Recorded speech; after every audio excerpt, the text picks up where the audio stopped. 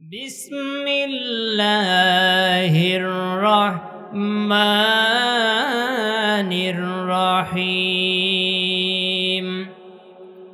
কুলনা ইহবিতু মিনহা জামিআ فإما يأتينكم مني هدى فمن تبع هداي فلا خوف عليهم ولا هم يحزنون آمنت بالله সমস্ত প্রশংসা সেই মহান আল্লাহ তাআলার দরবারে যিনি আমাদেরকে জান্নাতের বাগানে বসার জন্য তৌফিক দান করেছেন। সে মহান আল্লাহ তাআলার দরবারে আমরা শুকর গুজার করছি, সকলে বলি আলহামদুলিল্লাহ। আল্লাহ সুবহানাহু ওয়া তাআলা মানুষকে সৃষ্টি করেছেন, আবার মানুষের প্রতিদ্বন্দ্বী শয়তানকে আল্লাহ সুবহানাহু ওয়া তাআলা সৃষ্টি করেছেন। জোরে বলেন ঠিক কিনা? আল্লাহ সুবহানাহু ওয়া তাআলা জান্নাত থেকে আদম আলাইহিস সালাতু সালামকে বের করে দিয়েছেন এবং আসমান থেকে ইবলিস শয়তানকে তাড়িয়ে দিয়েছেন, বিতাড়িত করেছেন। আর ইবলিস শয়তানকে আল্লাহ রাব্বুল আলামিন দুইটা ক্ষমতা দিলেন। বলেন তো কয়টা? দুইটা ক্ষমতা দিয়েছেন। নাম্বার 1, আল্লাহ রাব্বুল আলামিন ক্ষমতা দিলেন, কিয়ামত পর্যন্ত হায়াত দান করলেন ইবলিস শয়তানকে। যুদ্ধ করবে কার সঙ্গে? মানুষের সঙ্গে, যাতে করে ওই যেই জান্নাত থেকে আমরা বিতাড়িত হয়েছি সেখানে যেন আমরা কেউ পুষতে না পারি। শয়তান এই জন্য যুদ্ধ চালিয়ে যাবে। দ্বিতীয় নম্বরে যেই ক্ষমতাটা আল্লাহ তাআলা তিনাকে দিয়েছেন, ইবলিসকে দিয়েছেন, অর্থাৎ মানুষের অন্তরে ভিতরে ক্রমন্তনা দিতে পারে। আর আল্লাহ সুবহানাহু ওয়া তাআলা জান্নাত থেকে আদম আলাইহিস সালাতু সালামকে বের করে দিয়েছেন। তাহলে কি অস্ত্র দিয়েছেন? কি দ্বারা মোকাবেলা করবে শয়তানের? এই অস্ত্রের নাম হচ্ছে আল কোরআন। সকলে বলি সুবহানাল্লাহ। আল্লাহ রাব্বুল আলামিন মানুষকে সৃষ্টি করার পরে মানুষেরা সকলেই যেন শয়তানের মোকাবেলা করতে পারে, এই কারণে আল্লাহ রাব্বুল আলামিন জানাইয়া দিলেন, ফামান তাবিআ হুদা, আমি আল্লাহ রাব্বুল আলামিন হেদায়েত নামক কোরআন আমি আমার বান্দার জন্য নাজিল করব। সকলে বলি সুবহানাল্লাহ। হুদায়া ফালা খাউফুন আলাইহিম ওয়ালা হুম ইয়াহজানুন। যারা এই হেদায়েতের উপরে থাকতে পারবে আর যারা হেদায়েত নামক এই কোরআন যারা গ্রহণ করবে, এর উপরে যারা আমল করবে, তারা দুনিয়াতে টেনশন তাদের কোনো প্রয়োজন নাই, আর আখিরাতেও তাদের দুশ্চিন্তা হবারও কোনো প্রয়োজন নাই। আল্লাহ বললেন, বান্দা তোমাদের প্রতি যেই কোরআন আমি নাজিল করব, হেদায়েত আমার পক্ষ থেকে যেটা যাবে, আর হেদায়েত যারা গ্রহণ করবে তোমাদের কোনো টেনশন করার কোনো প্রয়োজন নাই। এই কোরআন নাজিল করেছেন শ্রেষ্ঠ মানুষের প্রতি। আল্লাহ রাব্বুল আলামিন বাছাই করে সকল মানুষের সেরা হিসাবে যিনাকে সৃষ্টি করেছেন, আমার রাসূল, আপনার রাসূল জনাবে মুহাম্মদুর রাসূলুল্লাহ, সকলে পড়ি সাল্লাল্লাহু আলাইহি ওয়াসাল্লাম। তিনাকে সৃষ্টি করেছেন, করার পরে কোরআন নাজিল করেছেন। এবার নাজিল যখন তিনি করেছেন আল্লাহ সুবহানাহু ওয়া তাআলা, এই কোরআন আমার রাসূলের প্রতি নাজিল করার পরে তিনি মানুষদেরকে দাওয়াতি কাজ চালিয়ে গেলেন, মানুষদেরকে বুঝালেন হিকমা স্বরূপ এবং কৌশল অবলম্বন করে মানুষদেরকে হেদায়েতের পথে ডাকতেই থাকলেন। মানুষদেরকে বুঝালেন এই কোরআন আল্লাহর পক্ষ থেকে মহাবাণী, আর তোমরা যারা গ্রহণ করবে এই কোরআন তোমাদের কোনো দুশ্চিন্তা হবার কোনো প্রয়োজন নাই। আর কিয়ামতের ময়দানে মহা মুসিবতের সময় আল্লাহ তাআলা তোমাদেরকে উদ্ধার করে জান্নাতের উচ্চ মকাম তোমাদেরকে দান করে দিয়ে দিবে। সকলে বলি সুবহানাল্লাহ। উমর তখনও ইসলাম ধর্ম গ্রহণ করে নাই, আর দলে দলে মানুষেরা রাসূল সাল্লাল্লাহু আলাইহি ওয়াসাল্লাম এই কোরআন যখন মানুষের সম্মুখে প্রচার করেছিলেন, মানুষেরা সকলে দলে দলে যোগদান করতেছিল, ইসলাম ধর্ম গ্রহণ করতেছিল। আল্লাহ রাসূল সাল্লাল্লাহু আলাইহি ওয়াসাল্লামের সুন্দর সুন্দর বাণীগুলি শুনে ওমর ছুটলেন, মুহাম্মদকে হত্যা করব। কেন? এই বাণী দ্বারা মানুষদেরকে জান্নাতিমুখী অর্থাৎ বাপ দাদার ধর্মগুলি পরিত্যাগ করে মুহাম্মাদের ধর্মগুলি গ্রহণ করতেছে, আমি মুহাম্মদকে হত্যা করব। সকলে বলে নাউযুবিল্লাহ। ওমর বের হয়ে পড়লেন। বের হয়ে খুঁজতে খুঁজতে মসজিদ নববীতে আমার রাসূল সাল্লাল্লাহু আলাইহি ওয়াসাল্লাম নামাজ পড়তেছিলেন। ওমর চিন্তা করলেন, আমি তো এখন তাকে হত্যা করতে পারবো না। বাইরে যখন তিনি দাঁড়িয়ে রইলেন, ওমর ফারুক রাদিয়াল্লাহু তাআলা আনহু বাহিরে দাঁড়িয়ে রইলেন। আল্লাহ রাব্বুল আমিনের পক্ষ থেকে রাসূল সাল্লাল্লাহু আলাইহি ওয়াসাল্লাম তিনি হলো চিন্তা করলেন আর নামাজের ভিতরে পড়তেছেন, ইন্নাহু লাকাউলু রাসূলিন কারীম। এটা হলো সম্মানিত আল্লাহর পক্ষ থেকে বার্তাবাহক, সম্মানিত আল্লাহর পক্ষ থেকে এই বর্ণনা। সকলে বলি সুবহানাল্লাহ। এবার সকলেই চিন্তা করলেন। ওমর এবার চিন্তা করেছেন, এইটা হলো, আমি চিন্তা করেছিলাম জিনের বর্ণনা, এইটা কোনো জিনে মুহাম্মদকে শিক্ষা দেয় নাই। এবার তিনি হলো ওমর চিন্তা করলেন, এইটা হয়তোবা গোপনে গোপনে হয়তোবা মুহাম্মদ কবি হয়ে গিয়েছে। এই চিন্তা যখন করতেছিলেন, ওমর ফারুক রাদিয়াল্লাহু তাআলা আনহু এই চিন্তা করার সঙ্গে সঙ্গে আল্লাহ রাব্বুল আলামিন আমার রাসূল সাল্লাল্লাহু আলাইহি ওয়াসাল্লামের অন্তরের ভিতরে এই আয়াতে কারিমা ঢুকিয়ে দিলেন আর নামাজের ভিতরে পড়লেন, ওয়ামা হুয়া বিকাউলি শাইর কলিলাম মা তুমিনুন। এইটা কোনো কবির কথা নয়, তোমরা অধিকাংশ মানুষই বিশ্বাস স্থাপন করতে চাও না। এবার ওমর ফারুক রাদিয়াল্লাহু তাআলা আনহু আমি চিন্তা করলাম একটা, আর মুহাম্মদ আমার এই বিরোধিতামূলক এক একটা করে আয়াতে কারিমা নাজিল করে, তাহলে হয়তোবা সে গণক হয়ে যায়। এবার তিনি চিন্তা করতে দেরি, আল্লাহ রাব্বুল আমিনের পক্ষ থেকে আয়াতে কারিমা নাজিল হলো আর সে আয়াতে কারিমা রাসূল সাল্লাল্লাহু আলাইহি ওয়াসাল্লাম তিনি হলো তেলাওয়াত করলেন, ওয়ামা হুয়া বিকাউলি শাইর কলিলাম মা তুমিনুন ওয়ালা বিকাউলি কাহিন কলিলাম মা তাতাযাক্কারুন। এইটা কোনো কাহিনী নয়, এইটা হলো আল্লাহর পক্ষ থেকে বাণী, আর তোমরা অধিকাংশ মানুষই তোমরা ঈমান গ্রহণ করতে চাও না। সকলে বলি সুবহানাল্লাহ। আল্লাহ পাক রব্বুল আলামিন এই আয়াতে কারিমা নাজিল করলেন আর কোরআন নাজিল করলেন হেদায়েত স্বরূপ মানুষদের কাছে, যাতে করে মানুষেরা সঠিক পথগুলি পেয়ে আল্লাহকে যারা চিনতে পারে আর যাতে করে জান্নাতের রাস্তায় যেন চলতে সুবিধা হয়। এই কারণে আল্লাহ তাআলা রব্বুল আমিন কুরআনুল কারীম নাজিল করেছেন শ্রেষ্ঠ মানব বিশ্ব নবী জনাবে মুহাম্মদুর রাসূলুল্লাহ, সকলে পড়ি সাল্লাল্লাহু আলাইহি ওয়াসাল্লাম। তিনার প্রতি মানুষেরা হেদায়েতের যেন পথ পেয়ে যায়। আল্লাহ রব্বুল আমিন এই কারণে আয়াতে কারিমা নাজিল করেছেন, কোরআন নাজিল করেছেন মানুষের হেদায়েতের জন্য।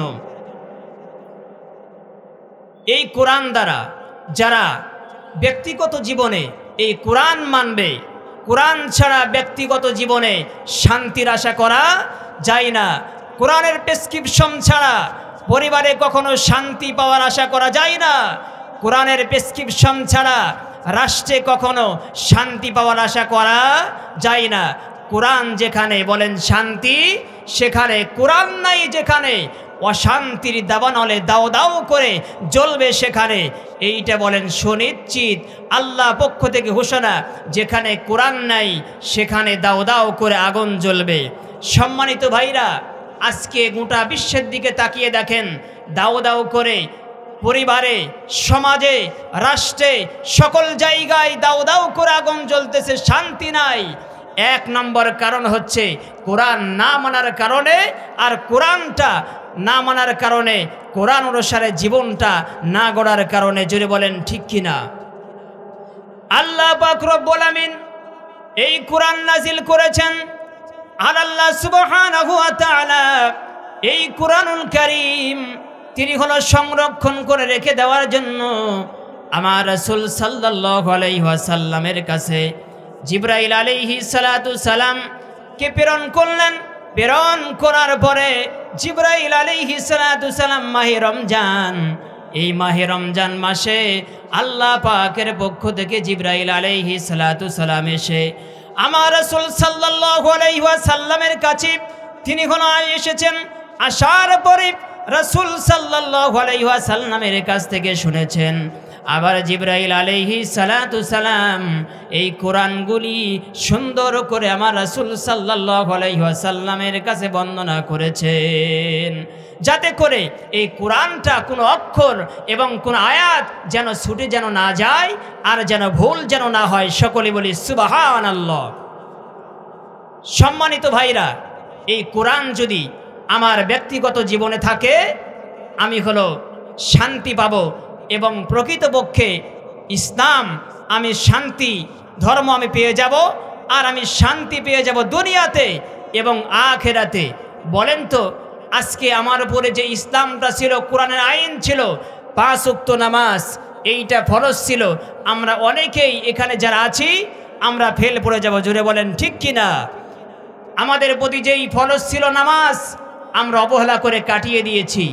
এখন যদি আমরা এই নামাজ যারা পড়ি নাই, কবরে যদি আমরা চলে যাই, আল্লাহর কাছে আমরা কি জবাব দিব বলেন তো? জবাব দেওয়ার কোনো কি আমাদের রাস্তা আছে? ফেরেশতারা যখন আমাদেরকে প্রশ্ন করবে, তোমরা কি আল্লাহর হুকুম মেনে এসেছো, আমরা সকলে সেখানে ফেল পড়ে যাব। আমাদের জবাবদিহিতার কোনো আর রাস্তা থাকবে না। আল্লাহর আইন হচ্ছে, তোমরা কেউ সুদ খাবে না।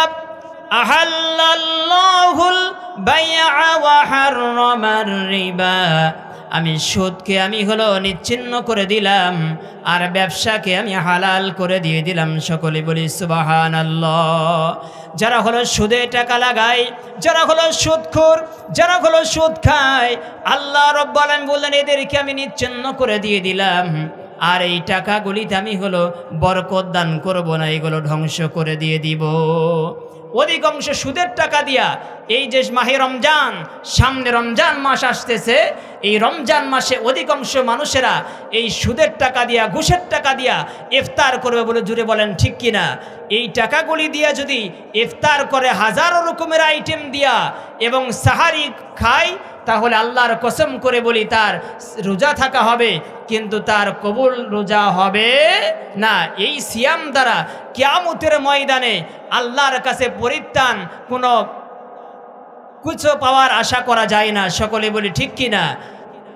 ব্যক্তিগত জীবনে যারা কোরআন মানবে তারা সফলতা পাবে, আর যারা আল্লাহর কোরআন যারা মানবে না, তারা কখনো সফলতা পাবে না। আল্লাহ রাব্বুল আলামিন মানুষদেরকে জানিয়ে দিলেন, তোমরা তোমাদের ব্যক্তিগত জীবনে কোরআন মানতে হবে, পারিবারিক জীবনে তোমাদের কোরআন মানতে হবে, সামাজিক জীবনে তোমাদের কোরআন মানতে হবে। আজকে দেখেন, সামাজিক জীবনে আমরা যারা কোরআন মানি না, আমাদের সমাজে বিশৃঙ্খলা লেগে আছে। যদি আমাদের কোরআন থাকতো, এই সমাজে আমাদের শান্তি ফিরে আসতো। জোরে বলেন ঠিক কিনা? কোরআন যেখানে শান্তি, সেখানে কোরআন নাই। এই কারণে শান্তি আমাদের সমাজে এবং আমাদের পরিবারে কোথাও শান্তি খুঁজে পাওয়া যায় না। সম্মানিত ভাইরা, আল্লাহ পাক রব্বুল আলামিন জানিয়ে দিলেন, বান্দা তোমাদের প্রতিবেশীর হক রয়েছে, তোমাদের প্রতি কেমন হক। আর প্রতিবেশী যার কাছে ভালো, আর যার কাছে প্রতিবেশী ভালো, কোনো প্রতিবেশী যদি তাদের জন্য সার্টিফিকেট দিয়ে দেয়, আমার অমুক ভাই প্রতিবেশী, সে ভালো, আল্লাহ রাব্বুল আলামিন বললেন, ওই ব্যক্তিটা হলো ভালো। যার প্রতিবেশী যার জন্য বলবে এই প্রতিবেশী আমার খারাপ, আল্লাহ রহমানে বললেন তার জন্য সকল আমলনামাগুলি নষ্ট হয়ে যাবে, আর তার আমলনামাগুলি কোনো কিছু কবুলিয়াত হবে না। আল্লাহ রব্বানে বললেন, বান্দা তোমরা যারা প্রতিবেশীর হক তোমরা যারা আদায় করতে চাও না, রাসূলুল্লাহ সাল্লাল্লাহু আলাইহি ওয়াসাল্লাম কে সাহাবারা বললেন, ইয়া রাসূলুল্লাহ ইয়া হাবিবাল্লাহ, প্রতিবেশীর হক কি? আমার রাসূল সাল্লাল্লাহু আলাইহি ওয়াসাল্লাম বললেন, হে আমার সাহাবারা তোমরা সকলেই শুনে রাখো, প্রতিবেশীর হক যখন তোমার জবান দ্বারা যেন কোনো প্রতিবেশী যেন তোমার দ্বারা কষ্ট যেন না পায়, তোমার হাতের দ্বারা যেন কষ্ট যেন না পায়। মান সালিমাল মুসলিমুনা মিন লিসানিহি ওয়া ইয়াদি, কোনো ব্যক্তির দ্বারা যদি তার প্রতিবেশী তার জবানের দ্বারা তার হাতের দ্বারা যদি কষ্ট পেয়ে যায়, তাহলে আমার রাসূল সাল্লাল্লাহু আলাইহি ওয়াসাল্লাম বললেন তার মুসলমানিত্ব থাকে না, তার মুসলমানিত্ব দূর হয়ে যায়। যার হাতের দ্বারা যার জবানের দ্বারা যার প্রতিবেশী নিরাপদ নয়, তাই হলো সে ব্যক্তিটা জান্নাতে যেতে পারবে না। একজন সাহাবা আল্লাহ রাসূলের কাছে এসে বললেন, ইয়া রাসূলুল্লাহ ইয়া হাবিবাল্লাহ, একজন মহিলা সে তাহাজ্জুদ গুজারি, তাহাজ্জুদের নামাজ আদায় করে, আবার নফল জিকির আজগার করে, কিন্তু তার প্রতিবেশী তার থেকে নিরাপদ নয় তার জবানের দ্বারা তার হাতের দ্বারা। ইয়া রাসূলুল্লাহ ইয়া হাবিবাল্লাহ, এই মহিলাটা কোথায় যাবে? সাহাবার জবাবে বললেন, হে আমার সাহাবারা শুনে রাখো, ওই মহিলাটা জাহান্নামের তলদেশে নিক্ষিপ্ত হয়ে যাবে। আমার রাসূলকে বলা হলো, ইয়া রাসূলুল্লাহ ইয়া হাবিবাল্লাহ, আবার আর এক শ্রেণীর মহিলা আছে সে নফল সিয়ামগুলি পালন করতে পারে না, আবার নফল জিকির আজগার করতে পারে না, অথচ তার প্রতিবেশী তার দ্বারা নিরাপদ, সে কোনোদিন কষ্ট দেয় না। ইয়া রাসূলুল্লাহ ইয়া হাবিবাল্লাহ, এই মহিলার দ্বারা আপনি কি বুঝাতে চাইছেন, কি বুঝাতে চেয়েছেন আমাদেরকে বলেন, একটু খুলে বলেন। আল্লাহ রাসূল বললেন, ওই মহিলাটা হলো জান্নাতি। সকলে বলি সুবহানাল্লাহ। তার প্রতিবেশী তার জবানের দ্বারা তার হাতের দ্বারা নিরাপদ, আর এই কারণে ওই মহিলাটা জান্নাতে চলে যাবে। সকলে বলি সুবহানাল্লাহ। আজকে দেখেন হাতের দ্বারা জবানের দ্বারা কিন্তু আজকে আমাদের প্রতিবেশী নিরাপদ নয়, তাহলে বোঝা গেল, তাহলে প্রতিবেশী যদি আমার জন্য সার্টিফিকেট না দেয়, তাহলে জান্নাতে যাওয়া আমাদের জন্য কষ্টকর হয়ে যাবে। আল্লাহ রাসূল বললেন, হে আমার সাহাবারা তোমরা সকলে শুনে রাখো, একজন ব্যক্তি যদি জেনা করে তাহলে কি আর একটা পাপ হয়ে যাবে? জেনার খাতায় তার আমলনামায় নাম লেখা হবে, জেনা তার আমলনামায় লেখা হয়ে যাবে।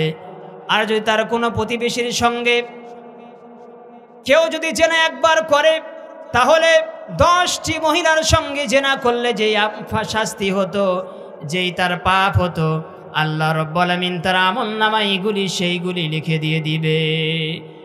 আল্লাহ রাসূল বললেন, হে আমার সাহাবারা, কেউ যদি চুরি করে তাহলে কি গুনাহ তোমরা কি জানো? রাসূলুল্লাহ সাল্লাল্লাহু আলাইহি ওয়াসাল্লাম যখন তাদের কাছে বলেছেন, আমার রাসূল সাল্লাল্লাহু আলাইহি ওয়াসাল্লামের প্রশ্নের উত্তরে সাহাবারা জবাব দিলেন, ইয়া রাসূলুল্লাহ ইয়া হাবিবাল্লাহ, আল্লাহ তার উপর নারাজ হয়ে যায়, আর রাসূল সাল্লাল্লাহু আলাইহি ওয়াসাল্লাম তার উপরে নারাজ হয়ে যায়। আল্লাহ রাসূল বললেন, হে আমার সাহাবা তোমরা হলো শুনে রাখো, আর যেই প্রতিবেশীর সঙ্গে যেই প্রতিবেশীর বাড়িতে কোনো প্রতিবেশী চুরি করবে, আল্লাহ রাব্বুল আলামিন অন্যান্য 10 বাড়িতে চুরি করলে যেই পাপ হতো তার আমলনামায় গুলি লিখে দিয়ে দিবে। তাহলে বলেন তো একে কত? 10। যদি আমরা প্রতিবেশীর সঙ্গে খারাপ আচরণ করি, 10টা মানুষের ক্ষতি করলে যেই আমাদের পাপ হতো সে আমলনামায় আমাদের এন্ট্রি করা হবে। সকলে বলেন আউযু বিল্লাহ। আল্লাহ রাব্বুল আলামিন বললেন, বান্দা শুধু তাই নয়, তোমাদের ব্যক্তিগত জীবনে যদি তোমরা কোরআন মানো তাহলে শান্তি আসবে, আর যদি তোমাদের পারিবারিক জীবনে তোমরা কোরআন মানো তাহলে শান্তি আসবে, আর যদি তোমরা রাষ্ট্রীয় জীবনে কোরআন মানো তাহলে শান্তি ফিরে আসবে। ওমর ফারুক রাদিয়াল্লাহু তাআলা আনহু তিনি হলো প্রেসিডেন্ট ছিলেন এবং তিনি হলো আত্মসমর্পণ করেছিলেন। আল্লাহর কোরআন তিনি হলো মেনেছেন, এবং তিনি কোরআন দ্বারা শাসন করেছেন, রাষ্ট্র পরিচালনা করেছেন। সকলে বলি সুবহানাল্লাহ। রাতের গভীরে ওমর ফারুক রাদিয়াল্লাহু তাআলা আনহু তিনি বের হয়ে গিয়েছেন, কোথায় কি কোন মানুষ কি অবস্থায় আছে জানার জন্য চলে গিয়েছেন। ঘর থেকে বের হয়ে চলে গেলেন। যাওয়ার পরে ওমর ফারুক রাদিয়াল্লাহু তাআলা আনহু তিনি দেখেন একটা মেয়ে রাতের অন্ধকারে গুনগুন করে গান গায়। তিনি হলো এই গানটা তার কানের ভিতরে চলে আসার পরে আর তিনি হলো স্থির থাকতে পারলেন না। এই বেড়া ছিল, বেড়াটা সেখানে ভেঙ্গে ঘরের ভিতরে প্রবেশ করার পরে ওই মহিলাটাকে বলা হলো, ব্যাপার কি, তুমি হলো গান কেন বলো। এবার এই মহিলাটা যখন তিনাকে বলেছেন, মহিলাকে ওমর ফারুক রাদিয়াল্লাহু তাআলা আনহু যখন বললেন, বলার সঙ্গে সঙ্গে এবার মহিলাটা জবাব দিয়ে দেয়, আমি তো ভুল করেছি একটা, আর হে পথিক তুমি ভুল করেছো 3টা। বলেন তো কয়টা? আপনি ভুল করলেন 3টা। আমি তো গান গেয়েছি, আমি একটা অন্যায় করে ফেলেছি। হে পথিক তুমি অন্যায় করে ফেলেছো 3টা।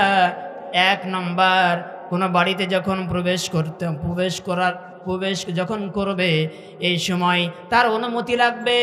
1 নম্বর তুমি আমার কাছ থেকে অনুমতি নাও নাই, এই কারণে আল্লাহর কাঠগড়াই তোমাকে আসামি হতে হবে। উমর চিন্তায় পড়ে গেলেন, আরে আমি আসলাম আসামি ধরার জন্য আর আমি চোর হয়ে গেলাম। এবার ওমর ফারুক রাদিয়াল্লাহু তাআলা আনহু তিনাকে পরিচয় দিলেন না দিয়ে এই মহিলাটা আবার বললেন, আপনি প্রথমে যখন গেটে ঢুকবেন পিছনের গেট দিয়ে ঢুকাতো নিষেধ, আল্লাহ রাব্বুল আলামিন করেছেন। আবার যে সময় ঢুকবেন সালাম দিতে হবে। এই 2টা ভুল করলেন। আবার কোনো কিছু না জেনে যদি আন্দাজ করে কোনো কিছু বলা হয় তাহলে এইটা হলো মারাত্মক ভুল। ইয়া আইয়ুহাল্লাযীনা আমানু জতানিবু কাসীরাম মিনাজ-যন ইন্না বা'দাজ-যন্নি ইসমুন ওয়ালা তাজাসসু ওয়ালা ইয়াগতাব বা'দুকুম বা'দা। তোমরা আন্দাজ করে কোনো কথাবার্তা বলো না। কিন্তু আজকে আমরা দেখেন আন্দাজ করে অনেক মানুষকে অন্যায় করে আমরা হলো আন্দাজ করে কথাবার্তা বলে, জোরে বলেন ঠিক কিনা? এই আন্দাজ করে যারা কথাবার্তা বলে তারা হলো আল্লাহ রাব্বুল আলামিন এদেরকে দুনিয়াতে এবং আখিরাতে শাস্তি দান করবেন। আন্দাজ করে কোন ইসলামে কথা বলা নিষেধ এবং আল্লাহ সুবহানাহু ওয়া তাআলা কুরআন কারীমের ভিতরে স্পষ্ট ঘোষণা করেছেন, তোমরা আন্দাজ করে তোমাদের কোনো প্রতিবেশী এবং কোনো বন্ধু, কোনো আত্মীয় স্বজন কারো বিরুদ্ধে কারো জন্য তোমরা আন্দাজ করে কথাবার্তা বলবে না। আন্দাজ করে কথাবার্তা বলার জন্য ওমর ফারুক রাদিয়াল্লাহু তাআলা আনহু 3টা অন্যায় করলেন। এবার এই 3টা অন্যায় করে ফেলেছেন আর আমরা হলো রহ আন্দাজ করে কথাবার্তা বলি। ইমাম মালিক রহমাতুল্লাহি আলাইহির জামানায় একটি ঘটনা ঘটেছিল। বলেন তো কয়টি ঘটনা? একটি ঘটনা ঘটেছিল। ইমাম মালিক রহমাতুল্লাহি আলাইহির জামানায় একজন মহিলার গোসল করাচ্ছিল। হঠাৎ করে তিনার উরুর উপরে হাতটা রেখে দিয়েছেন। এই হাতটা রাখার পরে এবার ওমর ফারুক মালিক রহমাতুল্লাহি আলাইহির জামানায় এবার এই মহিলা যখন গোসল করাচ্ছিলেন হঠাৎ করে তিনি হলো কুধারণা করেছেন এই মহিলার বিরুদ্ধে, হয়তোবা এই মহিলাটা খারাপ হবে, কিন্তু হলো সে কখনো দেখে নাই এই মহিলাটা হলো খারাপ ছিল। ওর উপরে হাত রাখার পরে এই ধারণা করার সঙ্গে সঙ্গেই এই মহিলাটার হাতটা সেখানে আটকে দিয়েছেন আল্লাহ সুবহানাহু ওয়া তাআলা। আটকে যাওয়ার পরে এবার কাকুতি মিনতি করে তবু হাতটা সেখান থেকে ছুটাতে পারছে না। এবার যখন সকল লোকদেরকে জমা করা হলো, একত্রিত করা হলো, মোড়ল মাতব্বর সব কিছু যখন গুছে গিয়েছে, যাওয়ার পরে এই মহিলাটা মারা গিয়েছে, তারও স্বামী চলে এসেছে। এবার যেই মহিলাটা গোসল করাচ্ছিলেন তিনারও স্বামী সেখানে চলে এসেছে। দুই পক্ষের সকল মানুষগুলি সেখানে একত্রিত হয়ে এবার চিন্তায় পড়ে গেলেন কি করা যায়। আর যার স্ত্রী মারা গিয়েছে সে কি চাইবে যে তার স্ত্রী যেন একটা পা কেটে দেওয়া হোক? এইটা কি কোনো স্বামী চাইবে? চাইবে না। আর যার হাতটা আটকে গিয়েছে এই স্বামীটাও কখনো চাইবে না যে আমার স্ত্রীর হাতটা যেন কেটে যায়, এইটাও চাইবে না। এইবার দুইজন থেকে দুই পক্ষ তুমুলভাবে দ্বন্দ্বে লিপ্ত হয়ে গেল। এবার সকলে চিন্তায় পড়ে গেল, হাতটা তো সেখান থেকে ছুটে না, কি কারণে হাতটা সেখানে আটকে গিয়েছে এইটা মহিলাটাও বলে না। এবারে সকলে চিন্তা করলো, চলো যাই আমরা সকলে ইমাম মালিক রহমাতুল্লাহি আলাইহির দরবারে চলে যাব। ইমাম মালিক রহমাতুল্লাহি আলাইহির দরবারে গিয়েছেন। যাওয়ার পরে বলতেছেন, ইমাম মালিক রহমাতুল্লাহি আলাইহিকে ডাক দিয়ে বললেন, আমাদের এখানে একটু আসতে হবে। আমাদের স্ত্রী, আমার স্ত্রী সেখানে গোসল করাচ্ছিলেন, হঠাৎ করে হাতটা দেওয়ার পরে হাতটা আটকে গিয়েছে, আর ছুটাতে পারতেছে না। এবার ইমাম মালিক রহমাতুল্লাহি আলাইহি এলাকায় চলে আসলেন। আসার পরে এই মহিলাকে ডাক দিয়ে বলে, মহিলারে তুমি কি অন্যায় করেছো সত্য করে বলো, আর যদি তুমি না বলো তাহলে তোমাকে এখান থেকে ছুটানো সম্ভব নয়। এবারে চিন্তায় পড়ে গেল, এই মহিলাটা আমি যদি সত্য কথা না বলি তাহলে তো আজকে আমার এখান থেকে হাতটা ছুটাবার আর কোনো পথ নেই। জোরে বলেন ঠিক কিনা? বিপদে পড়ে গিয়েছে, আমি কি করি, টেনশনে পড়ে গিয়েছে। আমি যদি সত্য কথা না বলি তাহলে তো এখান থেকে হাতটা আর ছুটাতে পারবো না, আর যদি আমি মিথ্যা কথা বলি তাহলে আমি এখান থেকে রেহাইও পাবো না। এই চিন্তায় পড়ি। এবার ইমাম মালিক রহমাতুল্লাহি আলাইহি বারবার মহিলাটাকে ডাক দিয়ে বলে, মহিলারে তুমি তো অন্যায় করেছো, অন্যায় যদি না করো তাহলে তোমার এই হাতটা কখনো এখানে আটকেবে না। এই হাতটার আটকানোর পিছনে একটি হলো আল্লাহ রাব্বুল আলামিনের হিকমত রয়েছে, আর তুমি হলো পাপাচার করেছো, এই কারণে হয়তো বা তোমার হাতটা এখানে আল্লাহ সুবহানাহু ওয়া তাআলা জয়েন করে দিয়েছেন। এবারে হাতটা যখন সেখান থেকে কোনো মতো ছুটতেছে না, ইমাম মালিক রহমাতুল্লাহি আলাইহি বললেন ডাক দিয়ে, আমি হলো ইমাম, একটি ভুল করে ফেলেছি, অন্যায় করে ফেলেছি, মেহেরবানি করে আমাকে মাফ করে দিয়ে দেন, আমি হলো অন্যায় করে ফেলেছি। এই মহিলাকে যখন আমি গোসল করাচ্ছিলাম তার এই উরুর উপরে হাতটা আমি দিয়েছি, দেওয়ার পর আমি তার বিরুদ্ধে কুধারণা করেছিলাম। একটা অন্যায় করার কারণে সঙ্গে সঙ্গে আল্লাহ সুবহানাহু ওয়া তাআলা আমার এই হাতটাকে জয়েন করে দিয়েছেন। এই কথাটা বলার সঙ্গে সঙ্গে ইমাম মালিক রহমাতুল্লাহি আলাইহি এবার ডাক দিয়ে মহিলাটাকে বললেন, মহিলা রে তুমি এখান থেকে পরিত্রাণ পাবে। আল্লাহর কোরআন বলতেছে 100টা বেতের আঘাত করতে হবে। এবার স্বামী ছিল, উভয় পক্ষের স্বামী সকলে বলল ঠিক আছে 100টা বেতের আঘাত করা হোক। এবার যখন এক এক করে 99টি বেতের আঘাত করা শেষ হয়ে গিয়েছে, তবু হাতটা সেখান থেকে ছুটতেছে না। ইমাম মালিক চিন্তায় পড়ে গেল, আরে কি ব্যাপার? সেখান থেকে আল্লাহ সুবহানাহু ওয়া তাআলা বলেছেন, কারো বিরুদ্ধে যদি কেউ অন্যায় কুধারণা করে, কারো বিরুদ্ধে যদি কেউ কুধারণা করে ফেলে, তাহলে 100টা বেতের আঘাত যদি তাকে প্রহার করা হয়, সঙ্গে সঙ্গে তার হাতটা সেখান থেকে খুলে যাবে। আল্লাহ রাব্বুল আলামিন এবার আইন অনুসারে ইমাম মালিক রহমাতুল্লাহি আলাইহি এবার বিচার ফায়সালা করলেন। 100টি 99টি হয়ে গেল। লাস্ট যেই বেতের আঘাত দেওয়া শেষ হয়ে গিয়েছে, সঙ্গে সঙ্গে আল্লাহ রাব্বুল আলামিন এই হাতটা সেখান থেকে খুলে গিয়েছে। সকলে বলি সুবহানাল্লাহ। আল্লাহর আইন, কেউ যদি কোনো মানুষের বিরুদ্ধে কুধারণা করে, আন্দাজ করে কথাবার্তা বলে, আল্লাহ সুবহানাহু ওয়া তাআলা দুনিয়াতে তার 100টা বেতের আঘাতের ব্যবস্থা করেছেন, আর কিয়ামতের জ্বলন্ত আগুনে আল্লাহ সুবহানাহু ওয়া তাআলা তাকে নিক্ষিপ্ত করবেন। আন্দাজ করে কথাবার্তা বলা ইসলামে নিষিদ্ধ করেছেন। এবার ওমর ফারুক ডাক দিয়ে বলে, হে মহিলা, আমি তো অন্যায় করেছি, ভুল করেছি 3টা। তাহলে বলো তো, তুমি যে গান বললে, তাহলে এটা কি কারণে তুমি গানটা বলেছ? এবার ওমর ফারুককে লক্ষ্য করে বলে, হে পথিক, আমি হলো যেই গানটা বলেছি, এই গান বলার পিছনে আরেকটি কারণ হচ্ছে ওমর ফারুক রাদিয়াল্লাহু তাআলা আনহু তিনি হলো দায়ী। কিন্তু তিনি হলো জানতেন না তিনি হলো প্রেসিডেন্ট। ওমর ফারুক রাদিয়াল্লাহু তাআলা আনহু তিনার পরিচয় তিনি হলো দিলেন না। ওমর ফারুক চিন্তা করলেন, আহারে, 3টা মামলা আমার জন্য প্রস্তুত হয়ে গেল, আর একটি মামলা আমার জন্য নাকি এই মহিলাটা গান বলেছে। এই কথাটি শোনার পরে তার গা শিউরে উঠেছে। এবার ওমর ফারুক রাদিয়াল্লাহু তাআলা আনহু পরিচয় না দিয়া মহিলাটিকে ডাক দিয়ে বললেন, হে মহিলা রে, তুমি তো বলো কেন তুমি গান বলেছো? ওমর ফারুকের রাদিয়াল্লাহু তাআলা আনহু এর জন্য দায়ী, তুমি হঠাৎ করে বলে ফেললে, বলো তো কি কারণে ওমর ফারুক দায়ী? এবার এই মহিলাটা ডাক দিয়ে বলে, আমার স্বামী মদিনার টকবগে যুবক সাদ বিন আব্দুল্লাহ আমার হলো যুবক স্বামী ছিল।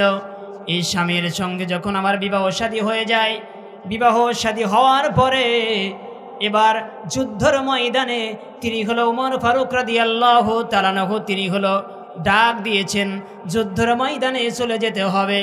ওমর ফারুক রাদিয়াল্লাহু তাআলা আনহু তিনি যখন ডাক দিয়েছেন, দেওয়ার পরে সাদ বিন আবি আব্দুল্লাহকে মুরব্বীরা বলল, তুমি আজকে বিবাহ করেছো, আজকে ফুল সজ্জা বাসর সজ্জা, আজকে এই বাসর সজ্জা ফুল সজ্জা হওয়ার পরে আগামীকাল তুমি হলো যুদ্ধের ময়দানে চলে যেও। সাদ বিন আবি আব্দুল্লাহ বললেন, ইয়া আইয়ুহাল্লাযীনা আমানু আতিউল্লাহা ওয়া আতিউর রাসূলা ওয়া উলিল আমরি মিনকুম। জোরে বলেন আল্লাহু আকবার। ওমর ফারুক রাদিয়াল্লাহু তাআলা আনহু ডাক দিয়ে বলে, আল্লাহ এবং আল্লাহ রাসূলের আনুগত্য করতে হবে, আর যারা উলিল আমর, যারা হলো আদেশদাতা, তাদের হলো আনুগত্য করা ওয়াজিব হয়ে যায়। যেহেতু ওমর ফারুক রাদিয়াল্লাহু তাআলা আনহু আল্লাহকে মানে, বলেন তো কাকে মানে? ওমর ফারুক মানে রাদিয়াল্লাহু তাআলা আনহু তিনি হলো আল্লাহকে মানেন এবং রাসূল সাল্লাল্লাহু আলাইহি ওয়াসাল্লামকে মানেন। সুতরাং তিনারা ডাকে আমাকে চলে যেতে হবে, আমার কোনো অজুহাত ইসলাম শুনবে না। আল্লাহ রাব্বুল আলামিন কিয়ামতের ময়দানে মহা মুসিবতের সময় যদি বলে, সাদ বিন আবি আব্দুল্লাহ তুমি শুনে রাখো, উলিল ওমর ফারুক রাদিয়াল্লাহু তাআলা আনহু তোমাকে ইসলামের জন্য ডেকেছিল, আর তুমি বাড়িতে বসে থেকে ঘুমিয়েছো, তোমায় কেন ঘুমিয়েছিলে এই কৈফিয়তটা আমাকে দিয়ে দাও। আমি সাদ বিন আবি আব্দুল্লাহ আল্লাহ রাব্বুল আমিনের নাম আসামির কাঠগড়ায় দণ্ডায়মান হয়ে এই মামলার আসামি হয়ে আমি জবাব দিতে পারবো না। সকলে বলি সুবহানাল্লাহ। তাহলে বলেন তো আমাদের কোন নেতাকে মানতে হবে?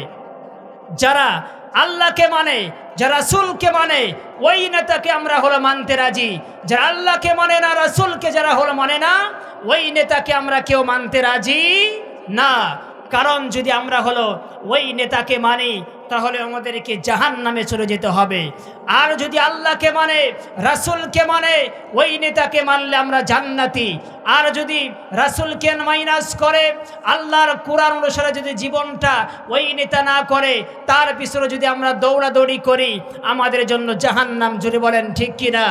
আমরা যেই নেতা রাসূল সাল্লাল্লাহু আলাইহি ওয়াসাল্লামকে আদর্শ নেতা হিসেবে জানে, যেই নেতা আল্লাহ সুবহানাহু ওয়া তাআলার কোরআন অনুসারে জীবন গড়তে চাই, পরিবার চালাতে চাই, সামাজিক জীবনে কোরআন চাই, রাষ্ট্রীয় জীবনে কোরআন পরিচালনা করতে চাই, ওই নেতার পিছনে আমরা থাকবো ইনশাআল্লাহ। যদি আমরা বন্ধুত্ব গ্রহণ করি, আমাদেরকে মুমিন বন্ধু হিসাবে আমাদেরকে মুমিনের সঙ্গে থাকতে হবে। আর যদি আমরা নিজেকে মুমিন দাবি করি, আর যদি আমরা খারাপের সঙ্গে সংস্পর্শে মিশে থাকি, তাহলে আমরা এই খারাপের কারণে জাহান্নামে আমাদেরকে চলে যেতে হবে। জুড়ে বলেন ঠিক কিনা? আল্লাহ রাব্বুল আলামিন বলেছেন, ইয়া আইয়ুহাল্লাযীনা আমানুত্তাকুল্লাহা ওয়াকুনু মা'আস সাদিকিন। হে ইমানদারের ঘরানা, তোমরা সকলে শুনে রাখো, তোমরা সকলেই যারা হলো সত্যবাদী, যারা হলো সত্যের পথে চলে, এদের সঙ্গে তোমরা চলাফেরা করবে, এদের সঙ্গে তোমরা বন্ধুত্ব স্থাপন করবে, আর এদের সঙ্গে তোমরা থাকবে। আর যারা হলো মুমিন নয়, আর যারা আল্লাহ রাব্বুল আমিনের কাছে যারা হলো সত্যবাদী নয়, এদের থেকে তোমরা বিরত থাকবে, কারণ এদের সঙ্গে থাকলে তোমরা হলো জাহান্নামের রাস্তায় তোমরা চলে যাবে। একজন বাচ্চা, তিনি হলো রাতের অন্ধকারে ঘুরে বেড়াচ্ছেন, হঠাৎ করে দেখলেন যে চৌরাস্তার মোড়, এই সামনে আমাদের চৌরাস্তা মোড় নাই, এই চৌরাস্তার মোড়ে 4 জন ব্যক্তি বসে আছে। বলেন তো কয়জন ব্যক্তি? 4 জন ব্যক্তি বসে আছেন। বাচ্চা খুজনবী রহমতুল্লাহি আলাই তিনি সিভিল ড্রেসে চলে গিয়েছেন, একটা গামছা ঘাড়ে নিয়ে তিনি বের হয়ে গিয়েছেন, আমার এলাকায় কে কোথায় কি করে। খুজনবী রহমতুল্লাহি আলাই এবার তিনি যখন বের হয়ে চলে গিয়েছেন, যাওয়ার পরে দেখে চৌরাস্তার মোড়ে 4 জন ব্যক্তি সেখানে বসে আছে। বলেন তো কয়জন? 4 জন ব্যক্তি বসে থেকে সেখানে আলাপ আলোচনা করতেছে। এবার খুজনবী রহমতুল্লাহি আলাই তিনি দূর থেকে সালাম দিলেন, আসসালামু আলাইকুম ওয়া রাহমাতুল্লাহ। সালাম দেওয়ার পরে এই 4 জন ব্যক্তি এবার উত্তর দিলেন, দেওয়ার পরে বলতেছেন, আপনাদের কাছে কি আমি যেতে পারি? বলেন তো কি চাইলেন? অনুমতি চাইলেন খুজনবী রহমতুল্লাহি আলাই, আপনাদের কাছে কি আমি যেতে পারি? এবার তিনি যখন অনুমতি চাইলেন, চাওয়ার পরে এই 4 জন ব্যক্তিটা তারা চিন্তা করতেছেন, বলেন তো চুরির মন কি? বলেন তো পুলিশ পুলিশ। এবার এই 4 জন চোর ছিল, এই 4 জন বেচারা চিন্তা করতেছে, আহারে আমরা যদি তিনাকে যদি এখানে আসতে না দিই তাহলে সে সন্দেহ করবে, আর যদি আসতে দিই তাহলে আমাদের হয়তোবা জিজ্ঞেস করেই সেখান থেকে চলে যাবে। খুজনবী রহমতুল্লাহি আলাই এই 4 জন চোরের কাছে চলে গেলেন। যাওয়ার পরে এই 4 জন চোর এবার খুজনবী রহমতুল্লাহি আলাইকে ডাক দিয়ে বলে, আমরা হলো কোনো সাধারণ মানুষ নয়, আমরা হলো চোর, একেবারে স্পেশাল চোর। বলেন তো কি স্পেশাল? আমরা হলো চোর। আর খুজনবী রহমতুল্লাহি আলাই তিনিও হলো বললেন, না আমি হলো এই এলাকার অর্থাৎ এই দেশের, আমি হলো বাচ্চা। তিনিও হলো কোনো কথাবার্তা বললেন না। বাচ্চার পরিচয় না দিয়া খুজনবী রহমতুল্লাহি আলাই এই 4 জন চোরকে এবার জিজ্ঞেস করলেন, তাহলে বলো তো তোমাদের তো চুরি করতে হলে তোমাদের বিদ্যা লাগবে, বলো তো তোমাদের কি কোনো বিদ্যা আছে?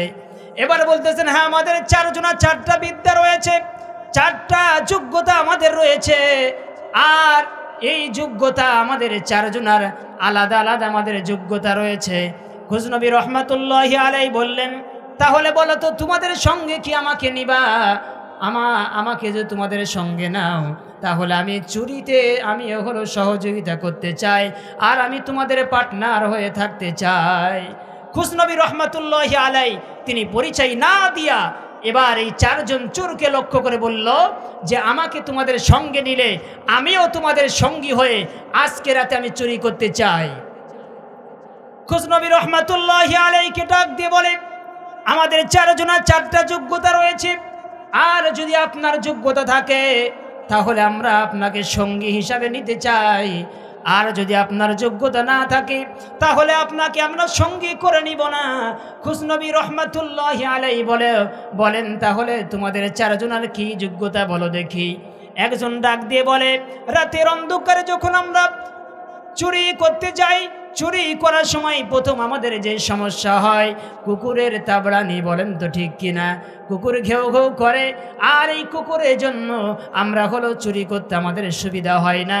আর এই বিদ্যা আমাকে আল্লাহ তাআলা দিয়েছেন, আমি হলো এই কুকুরের এই মন্ত্র দিয়া এই কুকুরের জবানটা আমি হলো বন্ধ করতে পারি। তাহলে বলতেছেন, হ্যাঁ এই যোগ্যতাও প্রয়োজন। তাহলে বলো তো 2 নম্বর তোমার কি যোগ্যতা? এবার 2 জন বলল যে আমি রাতের অন্ধকারে আমি যার বাড়িতে ঢুকি আমি কোনো কিছু দিনের বেলা আমি দেখি নাই, কিন্তু রাতের বেলা ঢোকার সঙ্গে সঙ্গে তার সব কিছু কোথায় কি আছে আমি হলো জানি এবং বুঝি। এই যোগ্যতা আমাকে আল্লাহ তাআলা দিয়েছেন। এবার খুশনবী বলতেছেন এই যোগ্যতাও প্রয়োজন চুরির জন্য, জুড়ে বলেন ঠিক কিনা, এই যোগ্যতাও দরকার।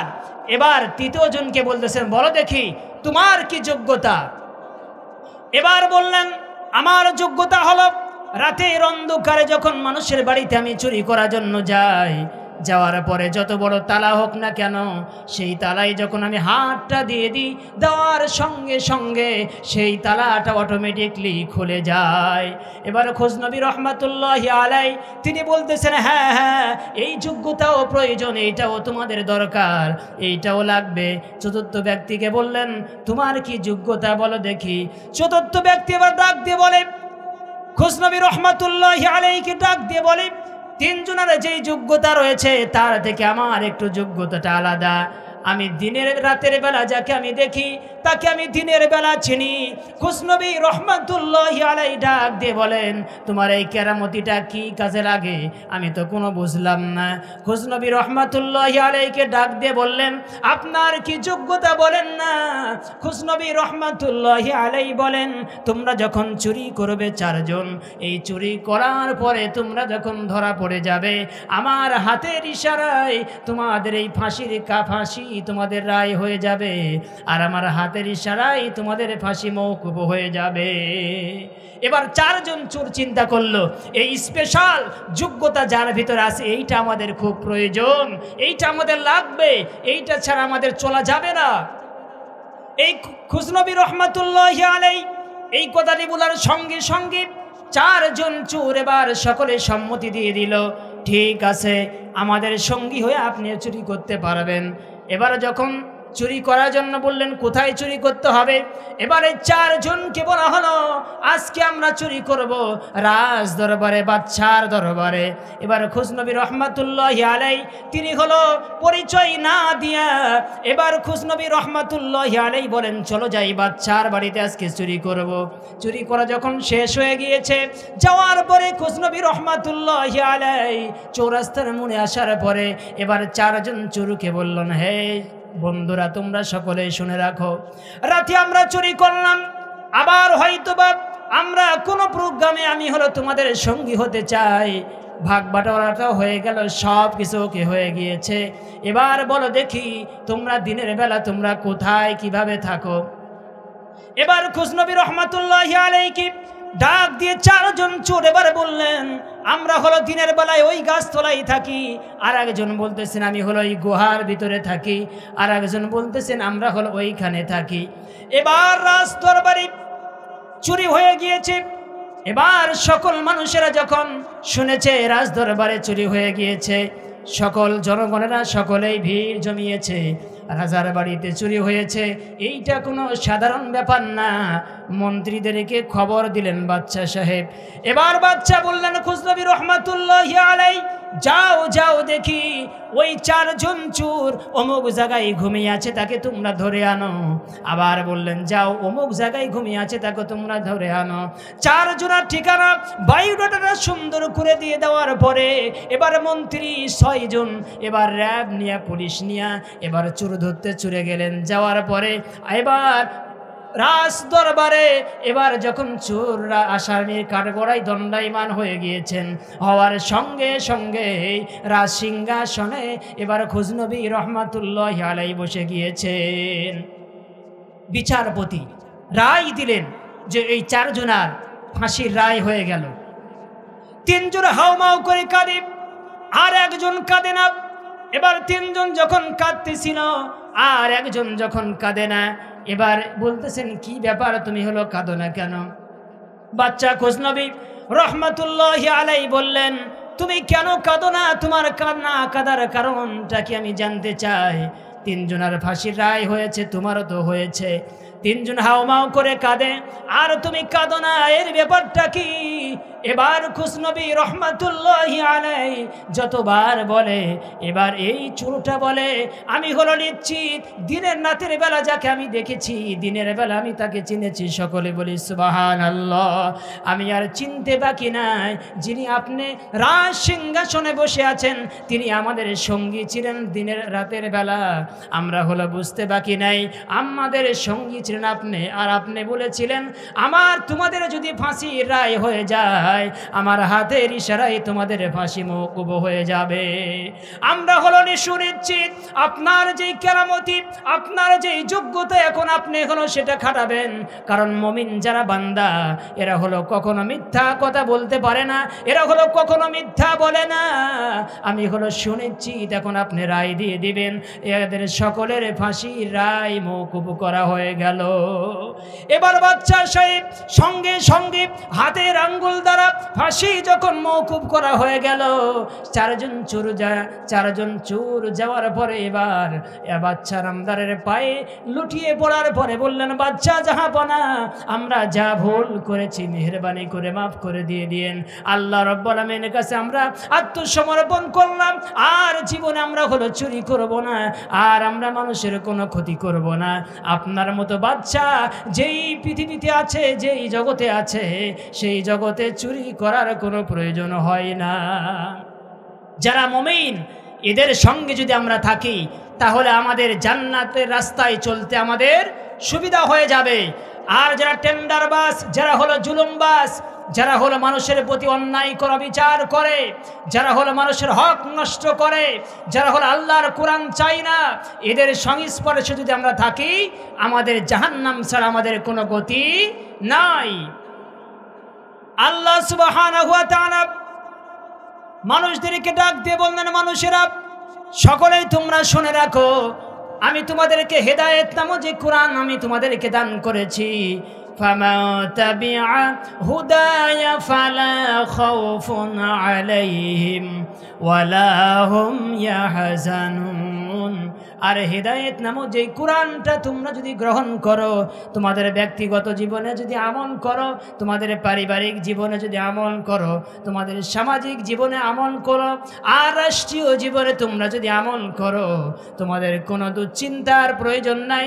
হাসরের ময়দানে, কিয়ামতের ময়দানে কোরআন তোমাদেরকে শাফায়াত করে তোমাদেরকে জান্নাতে নিয়ে চলে যাবে। সকলে বলি সুবহানাল্লাহ। ওমর ফারুক ডাক দিয়ে বলেন, হে মহিলা, আমি তো 3টা ভুল করেছিলাম, অপরাধ করে ফেলেছিলাম, আর তুমি বললে ওমরের জন্য দায়ী। আমি হলো ঠিক বুঝতে পারলাম না। এবার এই মহিলাটা জবাব দিয়ে দিল, আমার যে স্বামী তিনি হলো সাদ বিন আবি আব্দুল্লাহ, তিনি হলো যুদ্ধের ময়দানে চলে গেলেন। ওমর ফারুক রাদিয়াল্লাহু তাআলা আনহুর আদেশ অমান্য করে নাই, না করে যুদ্ধের ময়দানে চলে গিয়েছেন। যাওয়ার পরে কে জানে এসে বলে 4 মাস পরে ওমর আর এক জায়গায় আপনার স্বামীকে আবার পাঠিয়ে দিয়েছেন যুদ্ধের ময়দানে। 4 মাস আমি হলো দিন গুনলাম, আমার স্বামী আমার কাছে আসবে। 4 মাস যখন আবার হয়ে গিয়েছে, যাওয়ার পরে 4 মাস শেষ হওয়ার পরে আমি চিন্তা করলাম আমার স্বামী আজকে রাতে আমার কাছে আসবে। আবার কে জানে ডাক দিয়ে বলে, তোমার স্বামী ওমর ফারুক রাদিয়াল্লাহু তাআলা আনহু অমুক জায়গায় যুদ্ধের জন্য পাঠিয়ে দিয়েছেন। আমি আবার 4 মাস অপেক্ষা করলাম, আমার স্বামী না জানি আমার কাছে আজকে রাতে আসবে। আমি দিন গুনতেছিলাম, আর আজকে রাতে আমার স্বামী আসার কথা ছিল। এই কথাটা চিন্তা করে আমি গুনগুন করে গান গাইতেছিলাম। ওমর ফারুক রাদিয়াল্লাহু তাআলা আনহু আলা লাহুল খালকু ওয়াল আমর, সৃষ্টি যার আইন চলবে তার, জোরে বলেন ঠিক কিনা। ওমর ফারুক রাদিয়াল্লাহু তাআলা আনহু কোরআন দ্বারা তিনি হলো রাষ্ট্র পরিচালনা করেছিলেন। তিনি হলো আল্লাহর ভয় তিনার অন্তরের ভিতরে আছেন। তিনি হলো চিন্তায় পড়ে গেলেন, আমি হলো অন্যায় করেছি, আমি হলো জুলুম করে ফেলেছি, এই মহিলার প্রতি অন্যায় করে ফেলেছি। তড়িঘড়ি করে তিনি চলে গেলেন। যাওয়ার পরে মন্ত্রী পরিষদকে ডাকার পরে এবার সাদ বিন আবি আব্দুল্লাহকে লক্ষ্য করে বলা হলো, সাদ বিন আবি আব্দুল্লাহকে আজকে জলদি করে বাড়িতে পাঠিয়ে দাও, তার স্ত্রীর কাছে তুমি হলো পাঠিয়ে দাও। এবার মন্ত্রী পরিষদকে যখন বলা হলো, মন্ত্রী সাহেব তড়িঘড়ি করে ওমর ফারুক রাদিয়াল্লাহু তাআলা আনহুর কথা অনুযায়ী এবার সাদ বিন আবি আব্দুল্লাহকে বাড়িতে পাঠিয়ে দেওয়া হলো। যাওয়ার পরে এবার স্ত্রীকে ডাক দিয়ে বলেন, আসসালামু আলাইকুম ওয়া রাহমাতুল্লাহ রহমাতুল্লাহি ওয়া বারাকাতুহু। জোরে বলেন না সুবহানাল্লাহ। সাদ বিন আবি আব্দুল্লাহ সালাম জানালেন স্ত্রীকে, স্ত্রীর গা শিউরে উঠল, আর স্ত্রী আনন্দে আত্মহারা হয়ে খুশি হয়ে বললেন ওয়া আলাইকুমুস সালাম ওয়া রাহমাতুল্লাহি ওয়া বারাকাতুহু। এবার যখন সালাম বিনিময় হয়ে গেল, সাদ বিন আবি আব্দুল্লাহ বললেন, হে প্রাণের আমার স্ত্রী, আজকে কি গত রাতে কি তোমার সঙ্গে কি কোনো ঘটনা ঘটেছিল? সাদ বিন আবি আব্দুল্লাহ বলার সঙ্গে সঙ্গে হাওমাও করে কাঁদতেছিল। এই মহিলাটা কাদার পরে বলতেছেন, আজ গত রাতে আমার সঙ্গে যে ঘটনা হয়েছে, একজন পথিক আমার বাড়িতে এসেছিল, আসার পরে আমার সঙ্গে এরকম আচরণ করেছে, আর আমি এর জবাবটা দিয়ে দিয়েছি। সাদ বিন আবি আব্দুল্লাহ বললেন, তিনি হলো আর কেউ নয়, অর্ধজাহানের প্রেসিডেন্ট খলিফাতুল মুসলিমিন ওমর ফারুক রাদিয়াল্লাহু তাআলা আনহু। জুড়ে বলেন না সুবহানাল্লাহ। কোরআন যার কাছে থাকে সেই মানুষটা কোরআনের কাছে আসার কারণে একেবারেই আস্ত মানুষে রূপান্তরিত হয়ে যায়। যার ভিতরে কোরআন নাই ওই মানুষের দ্বারা সব কিছু হওয়া সম্ভব। যার কাছে কোরআন আছে সেই ব্যক্তির দ্বারা অন্যায় অশ্লীল কাজ করা সম্ভব নয়। জুড়ে বলেন ঠিক কিনা? আল্লাহ রাব্বুল আলামিন বলেন, বান্দারে আমি তোমাদেরকে সৃষ্টি করেছি, করার পরে আবার তোমাদেরকে দুনিয়া থেকে আমি উঠিয়ে নিয়ে নিব, আবার আমার কাছে তোমাদেরকে আত্মসমর্পণ করতে হবে, আবার আমার কাছে তোমাদেরকে ফিরে আসতে হবে। ইযা যুলজিলাতিল আরদু জিলজালাহা, এই জমিনটাকে আমি হলো প্রকম্পিত করব, জমিনকে আমি হলো কাঁপিয়ে তুলব। আর এই জমিনকে যখন আমি হলো কম্পন সৃষ্টি করে দিয়ে দিব, দেওয়ার সঙ্গে সঙ্গে ওয়া খরাজাতিল আরদু আসকালাহা, এই জমিনের ভিতরে যা কিছু আছে সব কিছু বের করে দিয়ে দিবে। জমিনের ভিতরে অর্থ সম্পদ এবং হলো যা মৃত দেহগুলি জমিনের পেটের ভিতরে ছিল সব কিছু জমিনটা বের করে দিয়ে দিবে। এবার মানুষেরা সকলেই চিন্তায় পড়ে যাবে, সকল মানুষেরা বলবে ওয়াকাল আল ইনসান, মানুষেরা সকলেই চিন্তা করবে জমিনের আজকে কি হয়েছে, ব্যাপার আমরা বুঝলাম না, জমিনের কম্পন সৃষ্টি হয়ে গিয়েছে, আবার এই জমিনের যা কিছু সম্পদগুলো ছিল এই জমিনের ভিতর থেকে সবগুলি বের করে দিয়ে দেয়, আমরা হলো ব্যাপারটা বুঝলাম না। ওয়াকাল আল ইনসানু মা লাহা, কি হলো এর ব্যাপারটা আমরা কেউ বুঝলাম না। মানুষেরা চিন্তায় পড়ে যাবে। আল্লাহ তাআলা ডাক দিয়ে বললেন বিআন্না রাব্বাকা আওহালাহা। জুড়ে বলেন না আল্লাহু আকবার। এইটা কোনো মানুষের কথা নয়, আমি আল্লাহ সুবহানাহু ওয়া তাআলা জমিনকে পাওয়ার দিয়েছি। এই কারণে জমিনের যা কিছু আজকে অর্থ সম্পদ ছিল, তার ভিতরে মৃতদেহ ছিল, সব কিছু তার পেট থেকে বের করে দিয়েছে। সকলে বলি সুবহানাল্লাহ। এরপরে আল্লাহ সুবহানাহু ওয়া তাআলা ডাক দিয়ে বললেন, বান্দা তোমরা শোনো, এবার জমিনটা কি কাজ করবে। ইয়াউমাইযিন তুহাদ্দিসু আখবারাহা, সব খবরগুলি বলে দিবে। আজকে যারা হলো টেন্ডারবাজি করে জমিনের উপর না জমিনের নিচে, আজকে হলো যারা চুরি করে জমিনের উপর না জমিন থেকে বাহির হয়ে, আজকে যারা হলো অন্যায় করে মানুষের, যারা হলো জুলুম করে মানুষের প্রতি, তারা এই জমিনের উপরে না জমিনের নিচে? বলেন তো কোথায়? জমিনের উপরে। এই জমিনটা সেই দিন সব কিছু ওপেন করে দিয়ে দিবেন, আর বলবেন এই লোকটা তা আমার বুকের উপরে চলেছিল আর সব কিছু অপকর্মগুলি করেছিল, আজকে তার কোনো ছাড় নেই। আমি হলো গান বাজনা শোনার জন্য গিয়েছিলাম, আমি হলো বুঝতে পারি নাই, আমার কোনো গোয়েন্দা নাই, আল্লাহর ফেরেশতারা আমাকে কিছু বলবে না, আল্লাহ রাব্বুল আলামিন ওহী আমার প্রতি করবে না, কিন্তু জমিন আমার সাক্ষী হয়ে গেল। আমি অমুক জায়গায় আমি গান বাজনা শুনতে গিয়েছিলাম, আমি হলো গীবত করেছিলাম, পরনিন্দা করেছিলাম, মানুষকে অন্যায়ভাবে চড় থাপ্পড় মেরেছি। জমিনটা সব খবরগুলি বের করে দিবে। আল্লাহ রাব্বুল আলামিন বললেন, বান্দারে তোমরা হলো সকলে সতর্ক হয়ে যাও, কিয়ামতের ময়দানে মহা মুসিবতের সময় আমি আল্লাহ রাব্বুল আলামিন তোমাদেরকে আমি যে হায়াত নামে জিন্দেগি দিয়েছি, এই হায়াত তোমাদের যখন শেষ হয়ে যাবে আমার কাছে তোমাদের সকলকে চলে আসতে হবে। আর আসার পরে আমরা যদি সংশোধন হতে চাই, আমরা কি পারবো? বলেন তো পারবো? আমরা কেউ কখনো পারবো না। আমাদেরকে সংশোধন হতে হবে, কোরআন দ্বারা আমাদেরকে জীবনটা গড়তে হবে। ইন্তিকালের পরে না ইন্তিকালের আগে, আজরাইল আলাইহিস সালাতু সালাম আসার পূর্বেই আমাদেরকে কোরআনের রঙে আমাদেরকে রঙিন হতে হবে। আল্লাহর কোরআনের কাছে আত্মসমর্পণ করতে হবে। ইসলাম অনুসারে আমাদেরকে জীবনটা গড়তে হবে। যদি আমরা কোরআন এবং রাসূল সাল্লাল্লাহু আলাইহি ওয়াসাল্লামকে আদর্শ নেতা হিসাবে যদি আমরা গ্রহণ করতে পারি, মৃত্যুর পরে আমাদের জন্য শান্তির, আমাদের জন্য সুসংবাদ দিলেন আল্লাহ সুবহানাহু ওয়া তাআলা। সকলে বলি সুবহানাল্লাহ।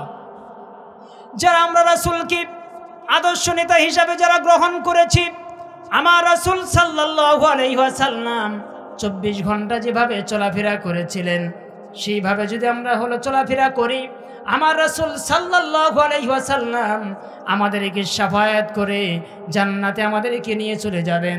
আর যদি আমরা রাসূল সাল্লাল্লাহু আলাইহি ওয়াসাল্লামের পথ অনুসারে যদি আমরা জীবনটা না গড়ি, আমার আল্লাহ রব্বুল আলামিন আমাদেরকে, আমার আল্লাহ রব্বুল আলামিন রাসূল সাল্লাল্লাহু আলাইহি ওয়াসাল্লামের শাফায়াত আমাদেরকে ভাগ্যে নসিব করবেন না।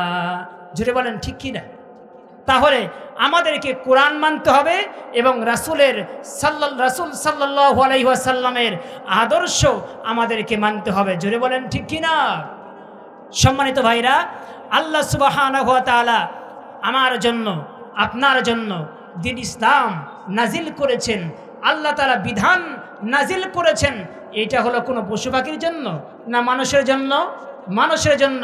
আল্লাহ সুবহানাহু ওয়া তাআলা সৃষ্টি করেছেন, মানুষের জন্য আইন তৈরি করেছেন, যাতে করে মানুষেরা দুনিয়াতে সুশৃঙ্খল জীবন যাপন করতে পারে, যাতে করে মানুষেরা শান্তিপূর্ণ জীবন যাপন করতে পারে, যাতে করে মানুষেরা শান্তিপূর্ণ বসবাস করতে পারে, যাতে করে একে অপরের প্রতি কেউ যেন কোনো খারাপ আচরণ না করে, মানুষেরা যেন সকলেই এক আল্লাহর কাছে আত্মসমর্পণ করে, মানুষেরা যেন সকল মানুষের গোলামির জিনজির থেকে এক আল্লাহর গোলামি করতে পারে।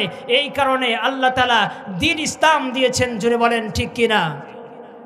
আল্লাহ তাআলা বললেন, আল ইয়াউমা আকমালতু লাকুম দীনাকুম ওয়া আতমামতু আলাইকুম নি'মাতি ওয়া রাদিতু লাকুমুল ইসলাম দীনা।